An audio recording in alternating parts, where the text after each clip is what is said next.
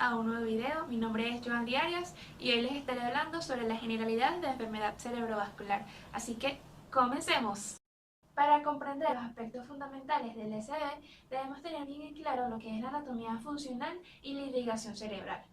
Para ello les presento mi pizarra virtual donde les estaré explicando la anatomía funcional.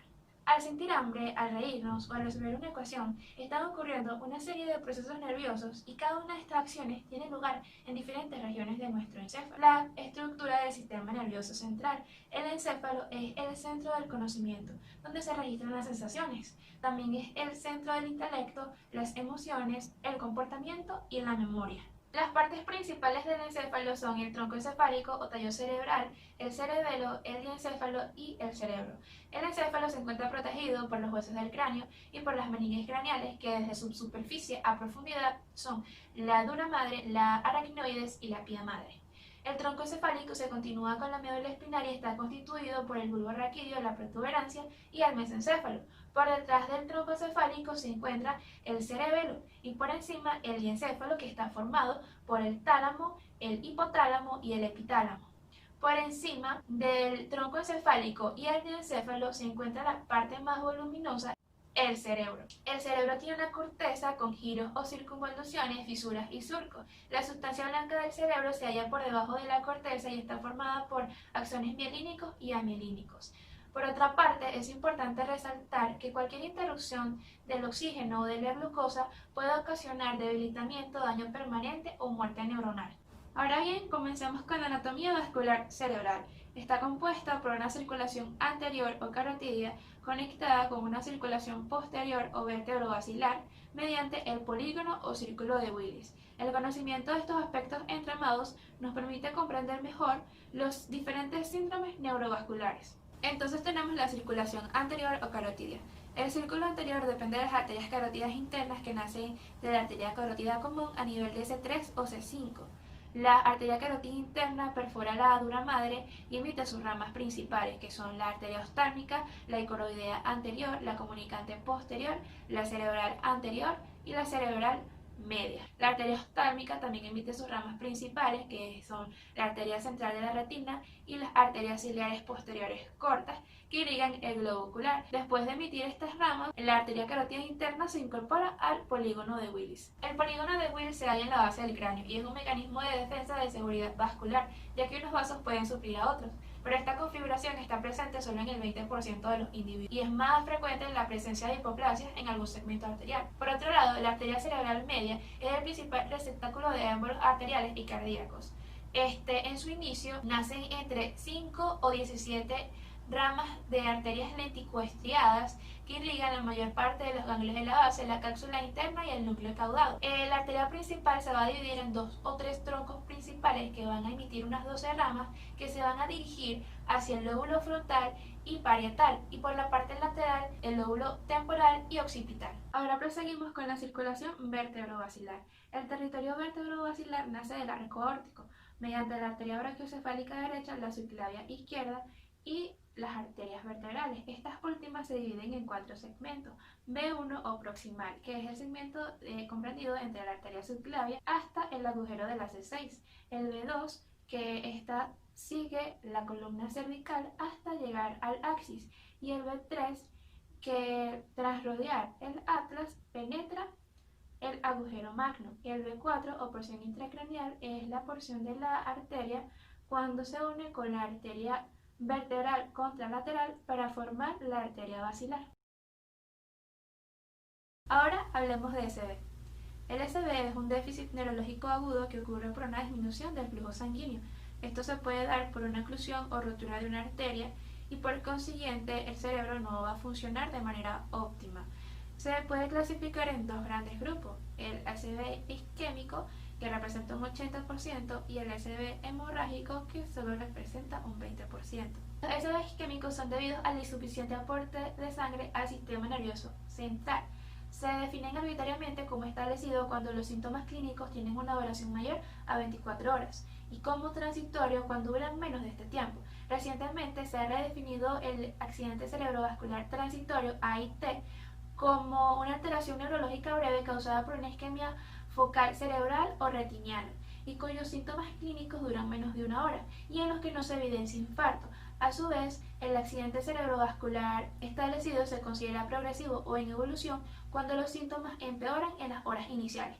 Etiología del ACV isquémico. Este se divide en varios subtipos. Entre ellos tenemos el arteriotrombótico de gran vaso. Este es causada por una estenosis arterial en un 50%, en puntos de ramificación arterial tales como la unión de la arteria carótida interna con la arteria carótida común o a los 2 centímetros iniciales de la arteria carótida interna. El sifón carotidio. De otras localizaciones son el origen de las arterias piales, como la cerebral anterior, la cerebral media y la cerebral posterior, o en el punto de unión entre la vertebral y la basilar o en cualquier segmento de la basilar. Estos pueden ser asintomáticos y su riesgo de convertirse en sintomático guarda relación con la composición del material estenosante y con el grado de reducción de la luz arterial. Los síntomas se deben preferentemente a la formación de trombos murales en la placa estenosante que al desprenderse ocluyen la circulación cerebral distal. Esto ocurre por situaciones que aumenten el riesgo cardiovascular, como por ejemplo el tabaco, obesidad, sedentarismo, dislipidemia, hipertensión, diabetes, etc. Otra causa es el cardioembólico, que representa un tercio de los ACV isquémicos. Pueden ser causados por un nutrido grupo de enfermedades cardiovasculares y cuyo riesgo embólico se clasifica en elevado o medio. Entre los elevados tenemos prótesis valvulares mecánicas o estenosis mitral con fibrilación auricular. Dentro del riesgo medio tenemos estenosis mitral sin fibrilación auricular, calcificación de la válvula mitral y entre otras válvulas. Otro de los agentes causales es un trastorno arterial causado por un proceso de hipohialólisis. Aquí las arterias que se ven afectadas son de menor calibre y son perforantes, se dirigen hacia la profundidad de la corteza cerebral. Y se llaman también infartos lacunares porque son áreas necróticas que tienen forma de lagunas. Entre las causas inhabituales tenemos trastornos hematológicos como anemia de las células falciformes, policitemia, etc. Dentro de las causas indeterminadas es que por más que se haga un estudio etiológico exhaustivo, no se determina la causa exacta. Patogenia del ACV isquémico. Pocos minutos después del insulto isquémico se induce la expresión de genes que codifican productos tales como citocinas o quimiotixinas y esto activa la microglía residente y los linfocitos polimorfonucleares empiezan a atravesar la barrera hematoencefálica para infiltrar el tejido isquémico y degradar la matriz y facilitar la producción de un edema. Clínica del ACV. Este suele clasificarse en una serie de síndromes complejos y extensos.